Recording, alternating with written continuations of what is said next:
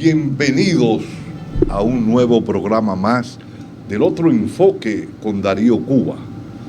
Hoy tenemos un invitado de lujo, al ingeniero José Ignacio Espaillá, Juan Ignacio Espaillá, ex presidente de Anadega, miembro prominente de Anadega, y con él vamos a tratar el tema de Petrocaribe, que está bien caliente. Pero antes queremos decirle que este programa se transmite de lunes a jueves. Usted coloca en un dispositivo electrónico inteligente cananga.tv y usted va a recibir nuestra señal a las 9 de la noche, hora de República Dominicana, en cualquier parte del mundo que usted se encuentre. Pero además, si no puede recibir en ese momento nuestra señal y ver el programa, usted se registra en YouTube y va a buscar el Otro Enfoque con Darío Cuba y le va a dar a la campanita para que cada vez que nosotros realicemos una propuesta, esta le llegue. Si esta es de su agrado, usted le da me gusta y la comparte en su red de relacionados. Vamos a hablar de Petrocaribe, pero antes yo quiero hacer un pequeño análisis introductorio antes de entrar con el ingeniero Espaillá. Antes de Petrocaribe hubieron 3 acuerdos energéticos en la República Dominicana. Y estos acuerdos energéticos se dan después de la primera y segunda crisis del petróleo, donde los precios primero pasan de $2.50 a $11 y después llegan a los 20 y tantos dólares. Cada crisis energética de esta se da primero con la guerra del Yom Kippur entre Israel y los países árabes, y después entre la guerra que se da entre Irak e Irán. Esto hace que naciones como la República Dominicana comiencen a sufrir crisis en balanza comercial dentro de la balanza de pago, y para equilibrar esa crisis que se venía dando, se crea en el año 1975 el primer acuerdo energético, que es el del Puerto Ordaz. Y esto planteaba que un 20% de los recursos que se utilizaron para importación de combustible y lubricante, o sea, combustible, petróleo y combustible derivado del petróleo, se podrían utilizar para equilibrar la balanza comercial dentro de la balanza de pago. Para eso se cogieron 18 naciones de Centroamérica y del Caribe. Después de ese acuerdo, en agosto del año 1980, se firma el Acuerdo de San José, que era otro acuerdo energético, pero ya entre Venezuela y México, para apoyar a la República Dominicana y los países de Centroamérica, esos 18 países que pertenecían al acuerdo energético del Puerto Ordaz. ¿Qué pasa? Esto se iban ya también a desarrollar inversiones a partir de financiamiento del Bandes de Venezuela y del Banco Centroamericano de Exportaciones, que lo iba a hacer México a través de eso. Y se iba a tomar el 20 o el 30% de las exportaciones de energía, de las importaciones de energía que hicieran esas naciones. Ese acuerdo va a morir en el año 2000 con Hugo Chávez. ¿Y por qué va a morir en el año 2000 con Hugo Chávez? Porque Hugo plantea la introducción de Cuba, que estaba fuera de ese acuerdo energético, para que pudiera beneficiarse de ese acuerdo. México se niega y Hugo Chávez se sale del acuerdo y crea el Acuerdo de Caracas, Acuerdo Energético de Caracas. Ese Acuerdo Energético de Caracas permite que Cuba se pueda beneficiar y plantean que cuando los precios sobrepasen los $20 el barril, podrían financiarse hasta un 30% y 17 años para pagar y un 1% de interés con 2 años de gracia. Después, esto trae como consecuencia el acuerdo de Petrocaribe que se firma en julio del 2005. Nos vamos a un corte y cuando regresemos vamos a llegar con el ingeniero Juan Ignacio Espaillá, que es una persona versada en ese tema.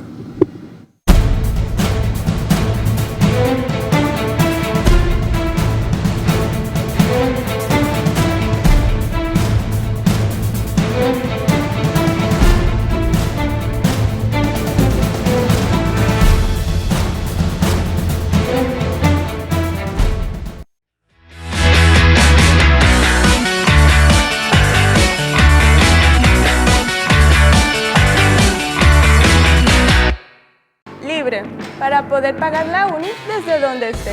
Libre para checar que me pagaron sin gastar mi internet. Y para hacer mis transferencias sin tener que estar buscando Wi-Fi. Para poder ver lo que tengo en mi cuenta sin que se me acabe la recarga. Ay, sí, lo fácil que es de usar. Sí, hemos liberado nuestra app Banreservas del consumo de datos para que aproveches todos sus beneficios tengas o no tengas internet, haya o no Wi-Fi y sin consumir tu recarga. Bájala, úsala y resuelve. App Banreservas, tu banco fuera del banco. Banreservas, el banco de todos los dominicanos.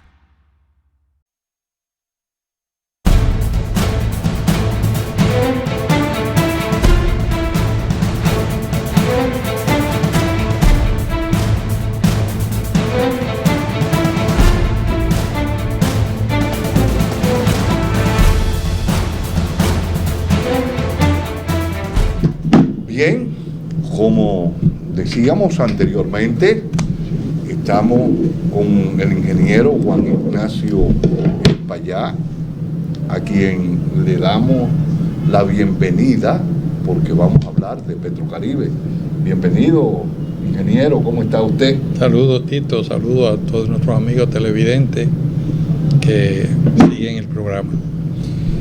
En estos días hemos visto que el presidente de la República hizo alusión a Petrocaribe, diciendo que si él hubiese tenido a Petrocaribe, el petróleo, los precios estuvieran por la mitad. Cuando no es así, o sea, parece que mal lo informaron o el mal se informó, porque Petrocaribe es un proyecto de financiamiento a largo plazo que podía beneficiar grandemente al país. ¿Por qué? Porque parte de los recursos que se le iba a pagar a Venezuela iba a ser con productos nacionales. Pero también era un acuerdo energético amplio que tenía que ver con la electricidad y que Nicaragua lo aprovechó mejor que nosotros, porque pudo hacer la transformación de su matriz energética en gran medida, que tenía apagones hasta de 12 horas, sustituirla por energía renovable. Pero esa es harina de otro costal. Vamos a hablar de Petrocaribe y con ello tenemos una persona que tiene un conocimiento amplio para abordar este tema. Bueno, Tito, el tema de Petrocaribe, una cosa es lo que la gente cree y otra es la realidad. La realidad. Déjame comentarte que el financiamiento que el acuerdo incluía, que a partir de $50 el barril, ese dinero que estaba por encima, primero había que pagar la factura mientras el barril estuviese igual o por debajo de $50, completa. Cuando pasaba de $50, entonces ese valor se iba a un financiamiento y ese financiamiento no lo aprovechaba el pueblo.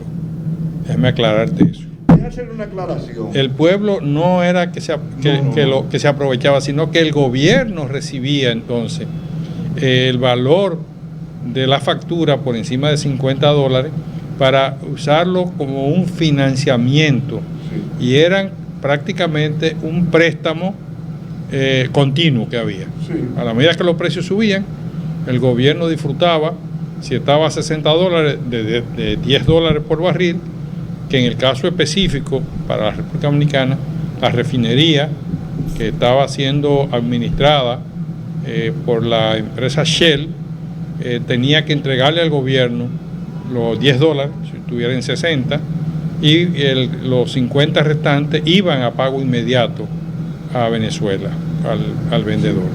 El gobierno al 1% y 25 años con 2 años de gracia. Con 2 años de gracia, que no pagaba, no tenía que pagar nada. Yo quería hacer un aclarando, porque cuando el barril estuvo a $15, aquí tengo la cuestión del acuerdo, era el 5%. El 5% de esos $15 eran financiados. No, pero eso era la parte del acuerdo de Puerto Ordaz. No. 2008, el acuerdo de Petrocaribe. Entonces, de $20, igual a $20 el barril, era 10%. De $22 a $24, el 20%. De $40, el 30%. $50 el barril, el 40%. Y de $100 en adelante, el 50%. Ya. Entonces, esos son los detalles del acuerdo. Del acuerdo, sí. Pero ¿a quién iba ese dinero? No iba al consumidor. No. Eso iba al gobierno. La ventaja, yo quiero hacerle una anécdota de esa cosa. La ventaja de ese acuerdo era que la República Dominicana, esa parte que financiaba a través del Ministerio de Hacienda, podía integrar productores nacionales de lo que quisiera la República Dominicana para pagarle con productos del país. Ese acuerdo se firmaba que tú podías pagar con servicios, ya fuera turismo, de salud, educación. Cuba pagaba mucho con el servicio de salud, y República Dominicana decidió pagar con caraota, con habichuela negra, para que los dominicanos entiendan, porque cuando tú le hablas de caraota se quedan en el aire y dicen, ¿qué es lo que es caraota? En el 2011, Max renuncia del Ministerio de Trabajo y se lanza como candidato a la presidencia. Nos vamos del gobierno, todos renunciamos, todos nos fuimos, y Max hace una reunión con los embajadores del ALBA en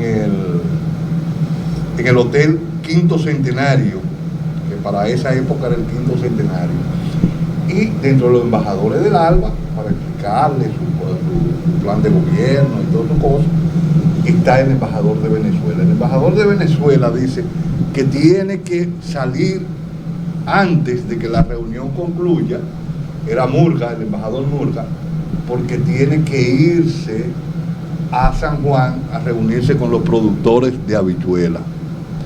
Para esa reunión fue Max, que era el candidato, fue Héctor Otero, que estaba vivo, era el encargado de asuntos internacionales de la Alianza por la Democracia, y fui yo, que era el secretario adjunto de la Alianza por la Democracia en asuntos internacionales. Él se va. ¿Qué pasa? Al otro día me llama el ministro consejero de la Embajada de Venezuela, que quiere hablar algo conmigo personalmente. Y le digo yo que qué es, no podía ir porque estaba en cosas, pero que yo iba después, que iba a ir hoy mañana, le digo, porque yo ahora estoy fuera de Santo Domingo, yo voy mañana. Yo al otro día llego y voy y me reúno con el ministro consejero, amigo, y me dice, ¿tú sabes lo que pasó? Que cuando llegamos a San Juan, los productores de habichuela o de caraota nos están diciendo que ellos sembraron miles de tareas de tierra de habichuela para pagarle al gobierno de Venezuela, y que entonces Venezuela no está recibiendo esa habichuela y ellos tienen millones de pesos en pérdida por el tema de la habichuela, la caraota. Entonces el embajador le dice, pero nosotros no estamos recibiendo las habichuelas, a nosotros están recibiendo las habichuelas, yo voy a ver lo que pasa. Entonces él sale de San Juan después de comida y llega aquí a Santo Domingo y va a los almacenes, pero llega a las 5 de la tarde, donde ya se han marchado todos, y lo que está es el sereno. Y le pregunta al sereno que a dónde están las habichuelas que van para Venezuela. Y él le dice, ¿cuál? Las que llegaron de China. Y él le dice, sí, las que llegaron de China. Entonces él va y le tira fotografía a esas habichuelas, le tira fotografía a los sacos que lo estaban cambiando y lo estaban sacando en saco dominicano, y se le envía al presidente Chávez a Venezuela. El presidente Chávez llama al presidente dominicano y le dice que él sabe dónde queda China y que ese era un acuerdo para beneficiar a los productores nacionales. Eso se crea un revuelo, y lo que se comienza a decir es que la información se la habíamos dado la gente de la Alianza por la Democracia al embajador para que el embajador fuera, porque nosotros no conocíamos nada de ese tema, pero que querían traer ese tema porque en realidad no beneficiaba a la población en el precio, pero sí podía beneficiar a los productores nacionales y con ello a la población, porque iba a haber mayor ingreso si ese acuerdo desde el principio se hubiese utilizado para beneficiar al productor nacional y no para beneficiar al grupo Bonetti a través de Luis Manuel Bonetti. O sea, que era lo que estaban importando la habichuela de China. Sí, yo tenía informe de eso, que había sucedido esa realidad. Pero también quiero socializar que un productor de pastas alimenticias relacionado a nosotros nos sorprendió un día diciendo que él estaba despachando pastas alimenticias para Venezuela en base al acuerdo de Petrocaribe. O sea, que no fue solamente caraota que se intercambió. No, eso fue parte, porque era cualquier producto nacional que podía... Sí. Bueno, las pastas alimenticias se podían haber procesado aquí, pero era trigo traído del extranjero, nosotros no producimos eso. O sea que hay tantas veleidades, como dicen. Pero en definitiva, la exclamación de Luis, que si tuviese un Petrocaribe, el mercado hubiera estado mejor, hubiera habido un mejor manejo, es el resultado de que el gobierno entonces podía tener más recursos sin necesidad de volver al Congreso a solicitar autorización de préstamo, porque Petrocaribe era un préstamo en proceso, o sea que siempre estaba activo a partir de que el petróleo que llegaba al país, una parte del pago de la factura iba al gobierno central, y la empresa que la manejaba, que era Refidonza, estaba obligada a entregarle ese dinero al gobierno, y era un préstamo. Sí, un préstamo automático, como se dice. Ese acuerdo de Petrocaribe fue que aceleró o definió la salida de la Shell de Holanda, porque aquí habían dos Shell, la que operaba la refinería, que era la Shell holandesa, y estaba la Shell ¿cómo se llama? La Shell West Indian. La Shell West Indian. West India, LTD. La LTD era la de Holanda. Sí. Y operaba la refinería. Y la Shell West Indian operaba el mercado de mayorista de combustible, y con ello el suministro a las estaciones directamente por la Shell. Eran dos empresas con un mismo origen de capital que se manejaban. Y el resultado de esa decisión de que una empresa americana fuera que estuviese autorizada fue el resultado de la guerra que hubo entre la ESO y el gobierno dominicano, cuando el profesor Juan Bosch gana y decide no darle de forma graciosa la concesión que Trujillo le había otorgado A la ex. a un amigo de él, a un relacionado de él, y ese se la vendió a la ESO. Así fue. Okay. Entonces, cuando Bosch llega al poder, que se está discutiendo ya el tema de salirse de Punta Torrecilla y dar el paso de instalar una refinería, Bosch dice que no, que prefiere primero concursar eso, y quien gane se le iba a dar el derecho de instalar y operar la refinería con una ley que fue muy adecuada, la ley que se dictó para esa época. Y cuando se fueron al proceso, quien gana la licitación, Shell Ltd, la Shell de Holanda.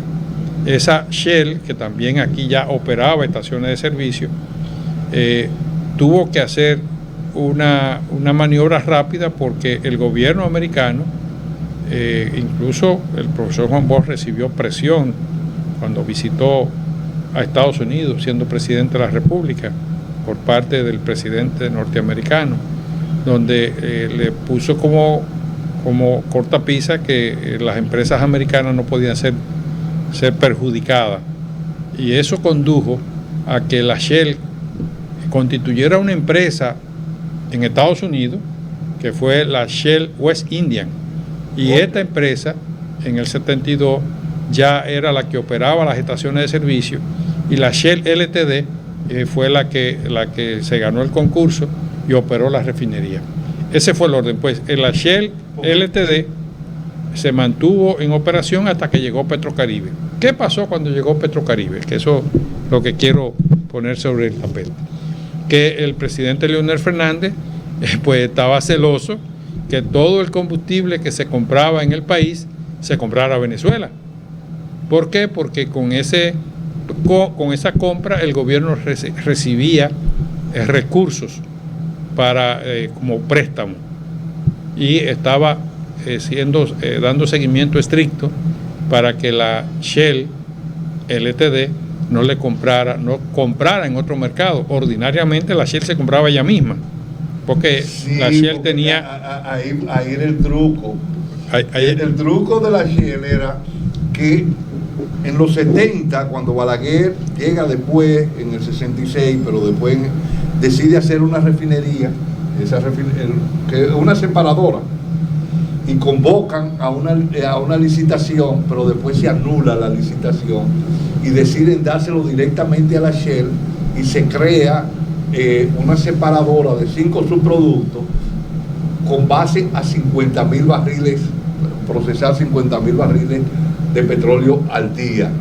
La capacidad de demanda en ese momento era de 30.000 barriles, y la gran demanda de combustible era el fuel oil, porque aquí la mayoría de las plantas eran a base de fuel oil.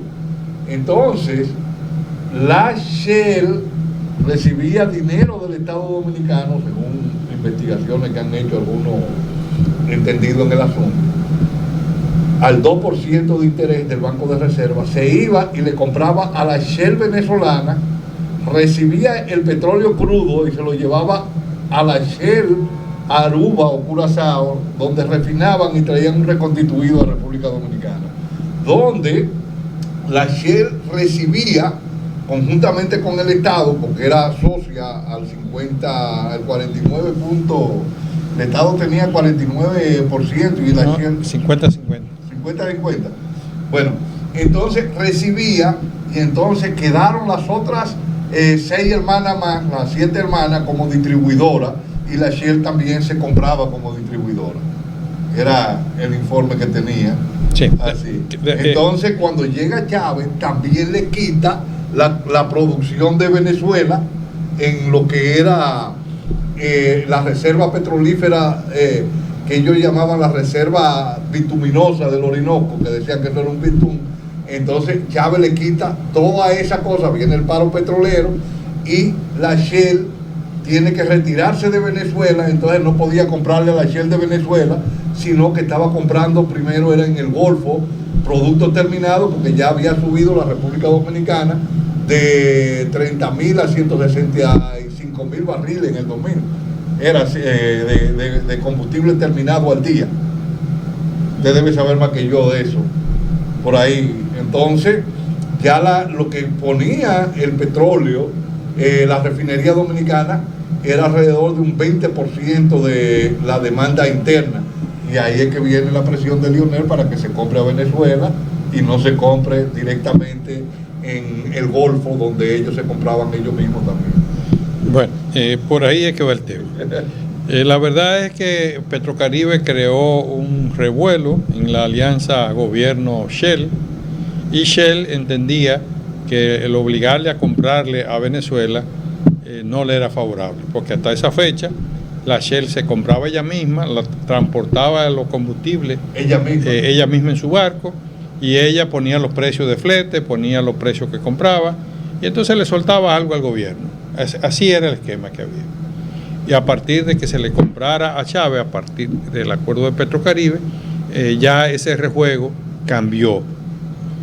Y al cambiar, la Shell comenzó a justificar que le interesaba más manejar gas natural, y justifica que se va a retirar y le vende al Estado Dominicano sus derechos en la refinería, basado a que iba a hacer inversiones en el mundo del gas natural. Ya la Shell había vivido una metamorfosis, la Shell Holanda, y había creado empresas relacionadas, y había logrado que se le diera un contrato en el año 2000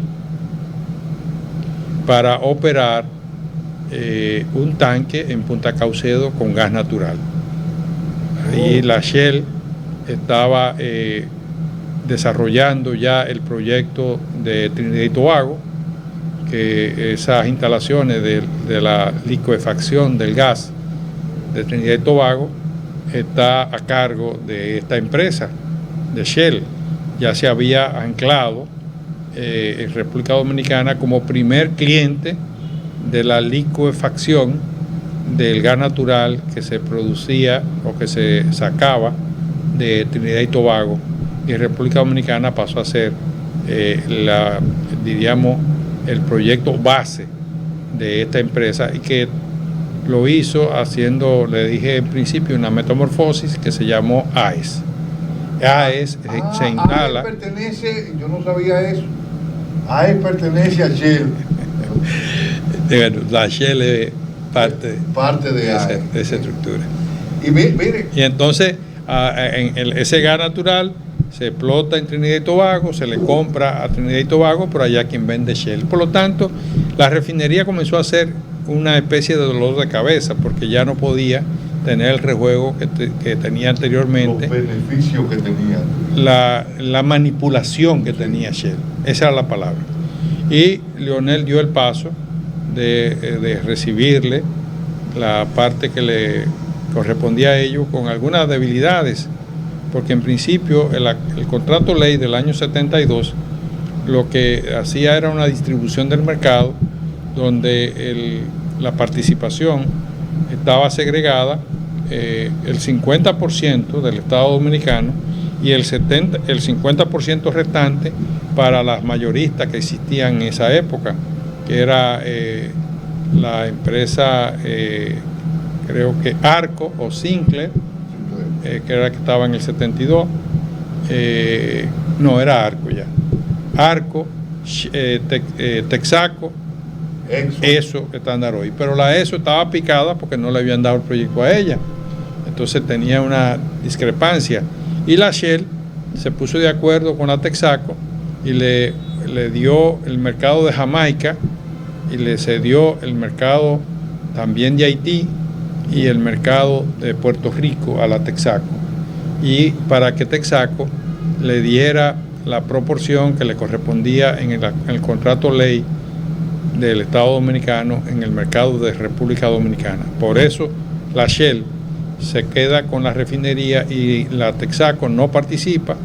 La ESO, se va. Incómoda, no, se mantuvo, pero también pactó con la Shell. Le dio a la Shell una parte, le dio el mercado dominicano. le dio el mercado dominicano en base a que la Shell le diera en otro territorio el control de otro mercado. Y Sinclair tenía una debilidad porque la Sinclair o la Arco, los Dalmau, que era lo que la representaban aquí, no tenían como ese empuje y se quedó, como que era una distribuidora bastante pequeña en ese momento, se quedó ahí rezagada y violando el contrato o siendo víctima de ese contrato de una manipulación, la Shell se queda controlando el 50%, donde a ella probablemente le correspondía un 12.5%, o sea, si habían 4 mayoristas, si distribuimos el 50%, le tocaba a cada uno 12.5% y el gobierno tenía el 50% en el consejo y en la dirección de la refinería.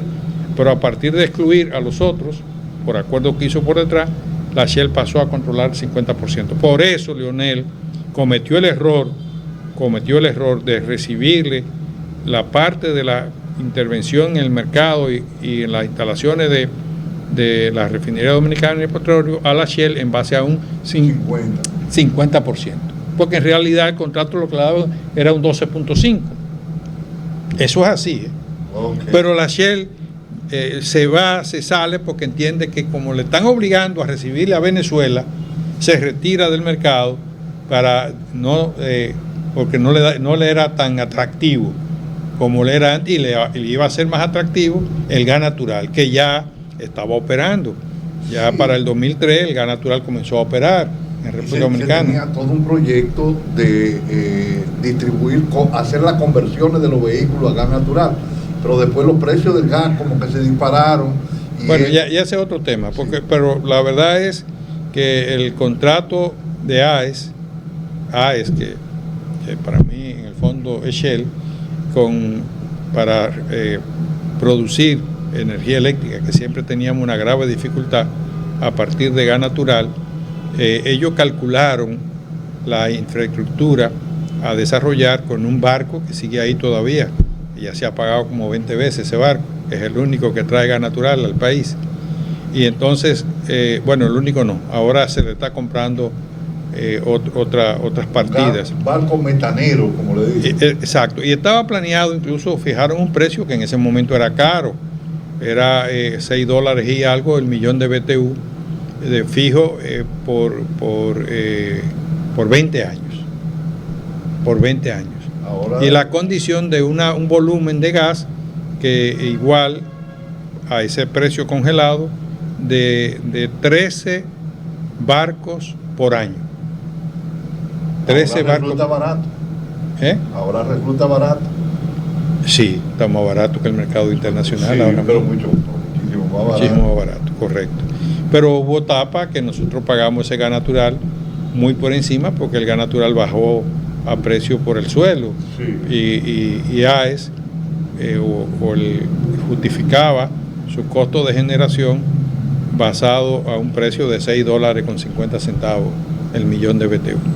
Entonces ahí esa parte Petrocaribe pasa a tener ahora unas relaciones más de gobierno-gobierno, y la refinería ordinariamente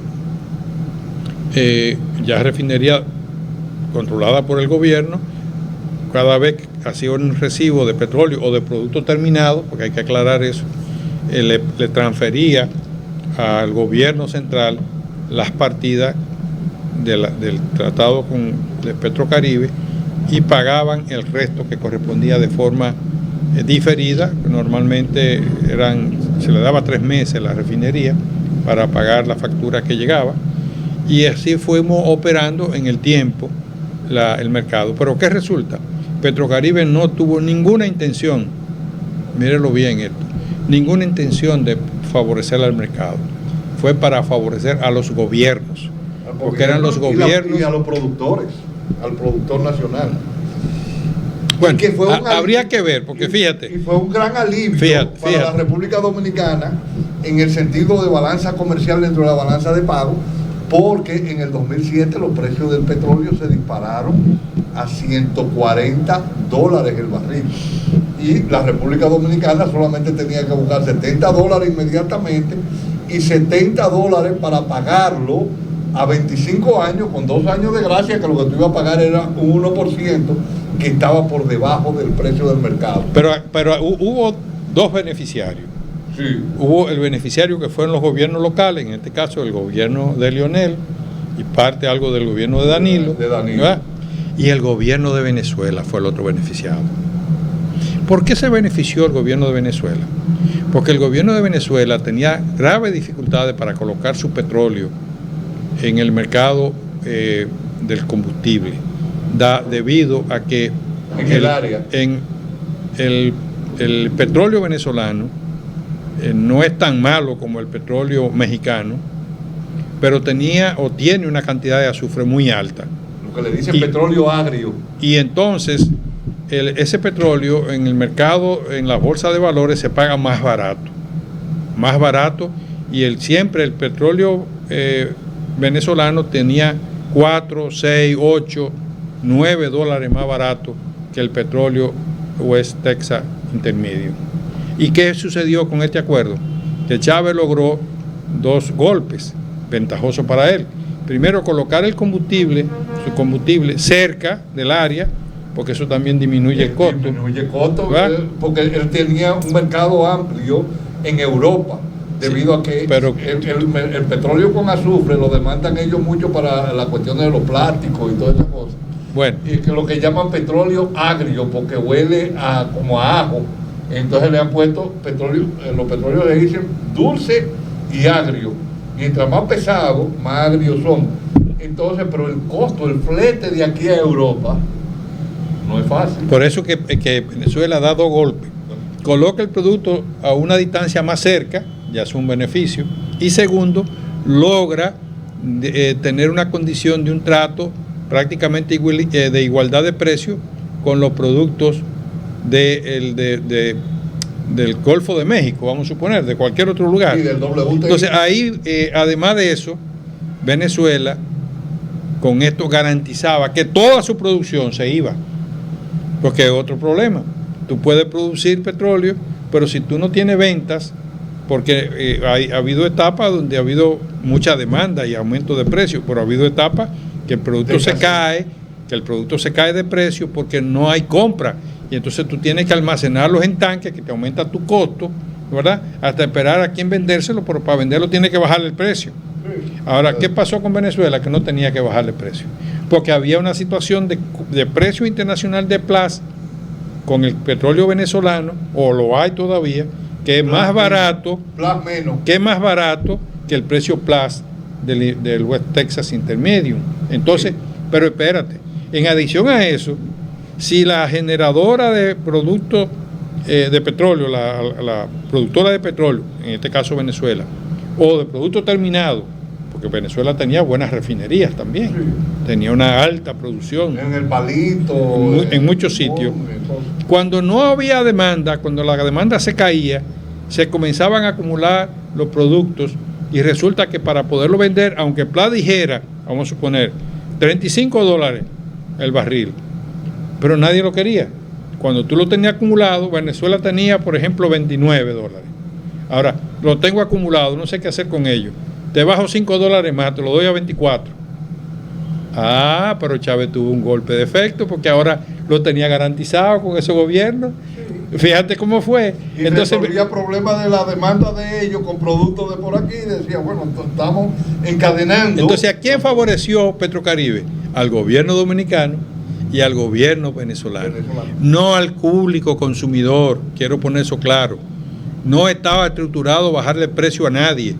Y la parte que tú dices de los productos nacionales sí podía y debió haber sido aprovechada intensamente, pero había una burocracia.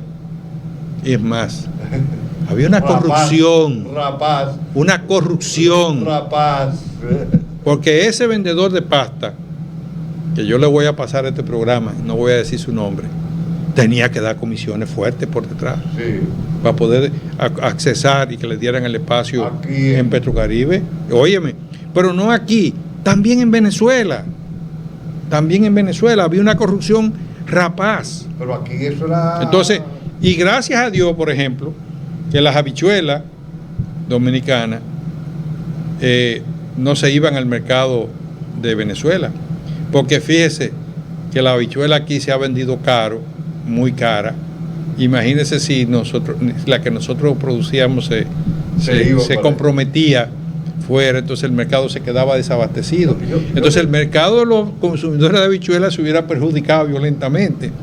Ahora, lo que sí fue un engaño del gobierno dominicano de comprar habichuelas, o del gobierno dominicano, no, de comerciantes ligados al gobierno dominicano, de comprarle habichuelas a China y traerla para envasarla y mandarla a Venezuela dentro del acuerdo Petrocaribe. Eso fue otro engaño.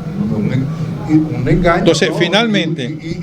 Y una puñalada al productor nacional. Finalmente, para mí, cuando Luis dice, si tuviera un Petrocaribe, lo hace de una forma de responder a la presión que existe, porque la gente creyó que Petrocaribe provocaba precios favorables para el mercado y él aprovecha esa información para dejar entrever que si tuviera Petrocaribe tuviera la condición diferente, pero realmente si él tuviera un Petrocaribe lo que tuviera es más dinero prestado para desarrollar política de gobierno de una forma o de otra. Y que esa política, porque también había un capítulo dentro del acuerdo de Petrocaribe, que ahí lo dice, y es que a través del Bandes la República Dominicana podía ir a un financiamiento de parte de los recursos de ese 20-25% para hacer transformaciones en la matriz energética. Y eso fue lo que le permitió a Nicaragua llegar hasta un 60% en energías renovables. Usted se imagina, para allá, ese metro, que es una movilidad eléctrica, pero que está conectada a plantas que muchas veces te mandan energía que es de carbón, como son la Itabo o es ahora mismo Punta Catalina, pero que es energía sucia. Usted se imagina que la República Dominicana hubiese cogido financiamiento a través de Petrocaribe y de los fondos que hay aquí para readecuar el vertedero de Duquesa y montar 10 o 20 migas con gas metano para producir con ese gas la energía que moviera el metro. Bueno, el acuerdo de Petrocaribe con República Dominicana, el acuerdo de alianza que creó la refinería dominicana de petróleo, la refinería dominicana de petróleo PDVSA, que así se llama todavía, incluía que a esa empresa se le daba facultad, de acuerdo al contrato que se conoció en el Congreso, para que esta empresa fuera transportista, marítima o terrestre, que esta empresa operara estaciones de servicio, que esta empresa pudiese construir carreteras, que esa empresa pudiese financiar hidroeléctricas y construir hidroeléctricas y proyectos de energía renovable. Sí. La refinería se quedó en su clásica función. Incluso quiero decir que no fue capaz, dentro del acuerdo de Petrocaribe, de invertir para aumentar las reservas de almacenamiento de productos. Es un grave problema que tenemos. Sí, escúchame, sí, pero en vía de solución. Porque en el final del gobierno de Danilo, que ya no había Petrocaribe, más bien había bloqueo de que se le entregara los beneficios a Venezuela. Danilo aprovechó el momento y desarrolló en la refinería, en la presidencia ¿cómo se llamaba? Felucho Jiménez, la ampliación y la construcción de tanques, y construyeron 3 grandes tanques para almacenar diésel o gasolina, e inició un proyecto de aumentar la capacidad de almacenamiento de GLP que está en proceso. Y eso provocó que la refinería, o eso provocaría que la refinería, el barco que trae el gas propano, que también viene de Trinidad y Tobago, sí. También viene de Trinidad y Tobago, y ahí hay otra alianza de Macos y Cacata, pudiera descargar completo en la refinería y no en San Pedro de Macorís. Entonces, la ampliación está en proyecto para aumentar la capacidad de almacenamiento del gas propano, pero ya hay una capacidad de almacenamiento para gasoil y gasolina mucho mayor al que existía antes del 2017. ¿Qué está sucediendo? Que entonces la refinería hoy ya carece de cliente. Se quedó sin cliente. ¿Por qué? Porque el libre mercado que se ha abierto ha facilitado la importación que los que participan en el mercado de combustible de República Dominicana hicieran alianzas y se han unido en dos grandes bloques. Un bloque que retira desde San Pedro de Macorís y otro bloque que retira desde la terminal de Jaina Oriental en las instalaciones de Interquímica de Elenita Villella. Entonces, esos dos bloques, Elenita Villella de Paliza, esos dos bloques se han retirado de refinería, sino que pueden retirar algo convenientemente, y esos dos bloques manejan hoy entre los dos de forma directa unas 420 estaciones y de forma indirecta manejan unas 500 estaciones. Son alrededor de 800 estaciones que hay. Debe estar en 1100. 1100, aumentaron. Pero ¿qué sucede? 50% de eso. No, ya tienen más. Pero eso es que operan bajo su franquicia. Okay. Que operan bajo su franquicia. Y entonces otro importador que tiene licencia es la Texaco, que es Goldstream. Total opera la terminal de San Pedro. Sí, pero y es cabeza. Texaco, no era Texaco. No, Total era lo que antes era Shell, la Shell vieja. Ok. Que fue comprada por los Vicini. Ok. Por el grupo Vicini. Ok. O sea, la Shell, cuando la Shell LTD, LTD sí, le vende al Estado Dominicano la refinería, puso en venta también la red de estaciones de la Shell West Indian.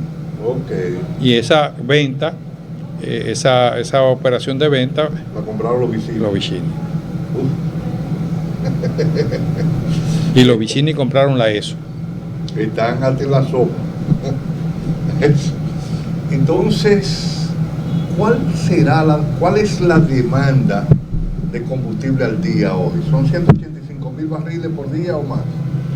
No, mira.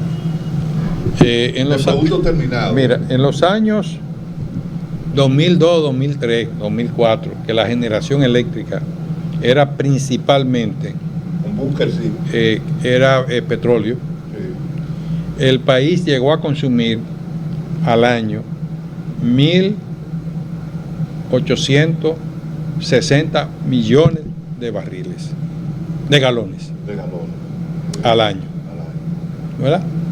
Pero cuando la matriz energética comenzó a cambiar y entra y sigue fortaleciéndose el negocio del gas natural, ¿verdad? Y entra el carbón, esa demanda fue bajando y terminó parándose en 1.180 millones de galones.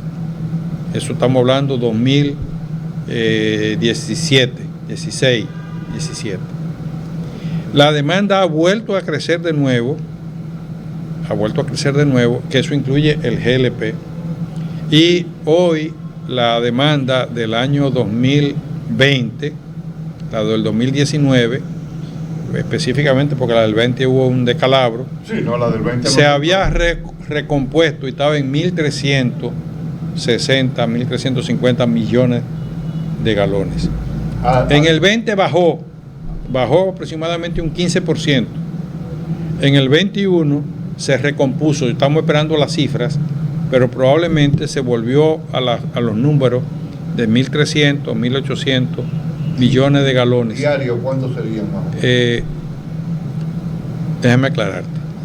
Eso pueden ser ahora mismo unos 130, 142 barriles diarios.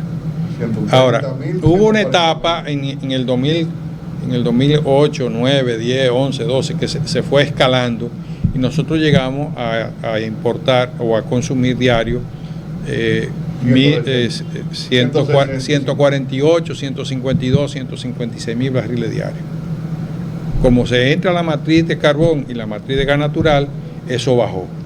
Sí, porque era mucho combustible. Eran mucho combustible de generación. Sí. Para y que los apagones eran más largos y se utiliza más. Para que tengamos una idea, el gasoil aquí llegó a haber una demanda de 430 millones de galones al año de gasoil y 240 millones de fuel oil. Ahora el fuel oil apenas estamos consumiendo unos 86 mil barriles, 86 mil millones de galones de fuel oil. Y el diésel hemos bajado a por debajo de 200 mil galones al año. Lo que ha habido un crecimiento de las gasolinas y el gas propano. Porque muchos vehículos lo han ido convirtiendo en gas propano y van a convertir más ahora con estos precios que están metidos. Pero el gas propano le han dado. Ya el gas propano no es el gas propano de 30, 40 pesos el galón. No, ya está 140 y pico, casi 150 pesos el galón de gas propano. Sí. Y acuérdate que el gas propano tiene una eficiencia calorífica, tiene una capacidad calorífica, no eficiencia, sino capacidad calorífica, por su peso, mucho menor que el de la gasolina. El rendimiento es menos. Y entonces el rendimiento es menos. Sí. Esto ha sido en el día de hoy un programa muy bueno. Ha sido un programazo, porque eso a mí me fascina esa área. Y el que me introdujo en eso se lo agradezco toda la vida, mientras vida yo tengo, que fue Hanle Herman. Como lo decía fuera de récord, Hanle Herman Pérez.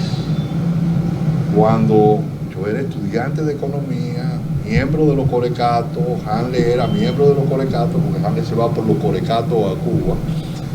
Y cuando llega Hanle, lo que nosotros teníamos en los Corecatos eran Luis Gómez, Maquipuí, Miguel Coco, y ninguno le daba el olor a pólvora, como se dice. Entonces, desde que llegó Hanle, pues para mí era como el que había bajado desde el cielo el Dios, y yo me fui para la casa de Hanle y vivía metido en la casa de Hanle. Entonces lo encuentro un día en la explanada de economía y de una vez vamos y nos saludamos y comenzamos a hablar y estamos hablando y eso se llega, es la primera vez que Hanle ya llega 79, 80 de Cuba después de haber participado en la guerrilla de Camaño. Y entonces cuando él me dice, Tito, son las 7, me voy a clase porque a las 7 comienza la clase. Yo le digo, no, esta es la primera semana y aquí en la universidad la primera semana no se da clase. Dice, a mí me pagan desde la primera hasta la última. Yo me quedo y como a las 15 y 20, porque comienza la clase a las 10, ya los muchachos se han dispersado. Digo, yo déjame ir a ver quién me da clase, 15 minutos, 20 minutos. Y cuando yo abro la puerta está Hanle dando clase en la Facultad de Economía 301, sección 01. Y está dando clase y yo entro y me siento. Y él inmediatamente dice, Tito, tú estás aquí porque eres mi amigo, seguidor, aliado político, porque eres amigo de los hijos míos o porque tú tienes clase aquí. Y yo le digo, bueno, si esta es la sección 01 de aula 301 de economía, recurso económico, yo tengo clase aquí. Me dice, te voy a decir una cosa, si tú me sacas 60 te quemo, y si un enemigo político mío me saca 50 yo lo paso. Entonces tú aquí vas a tener que dar el petróleo como recurso económico y lo vas a tener que explicar y vas a tener que ir a Nadega, a Industria y Comercio y todas las cosas, y yo estoy abierto en mi casa a la hora que tú quieras para ayudarte. Hemos llegado al final de este programa, le vamos a dar los micrófono y la cámara a nuestro invitado para que se despida.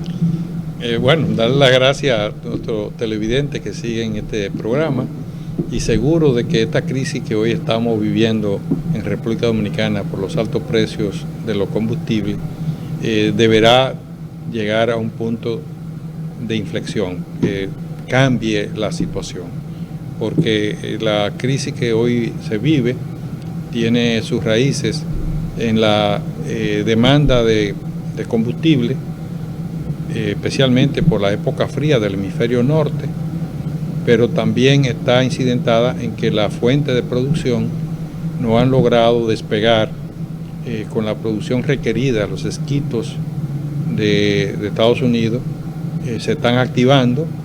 Cuando estos se activen, entonces va a sustituir el consumo de productos líquidos por gas natural, porque este país tiene una infraestructura de gas natural muy amplia, pero los productores como Ecuador, Bolivia, Argentina, estoy recibiendo reportes de Argentina, están aumentando la producción petrolera lentamente, porque eso no es fácil. Brasil, pero de manera especial el petróleo de Arabia Saudita y el petróleo ruso, todos están aprovechando estos altos precios y más tarde veremos cómo vuelven a bajar. La clave resultaría es que la sociedad debe enfocarse no en darle como prioridad que los precios se caigan o bajen, sino darle prioridad para crear un ordenamiento en el mercado nacional que garantice que cuando los productos estén caros, nosotros los recibamos de forma competitiva, y cuando los productos bajen, nuestro precio también sea competitivo con otro mercado, para lograr un desarrollo como país y hacer un equilibrio como nación en todos los niveles de los grupos sociales. Hemos llegado al final del programa. El petróleo ha bajado, el Brent está a 89.92 después de haber llegado a $93, y el WTI, que es el Texas, está a 89.69 en el día de hoy. Hemos llegado ya al final y solamente nos resta decirle hasta mañana, que a las 9 de la noche tenemos una propuesta más del otro enfoque con Darío Cuba. Muchas gracias y hasta mañana.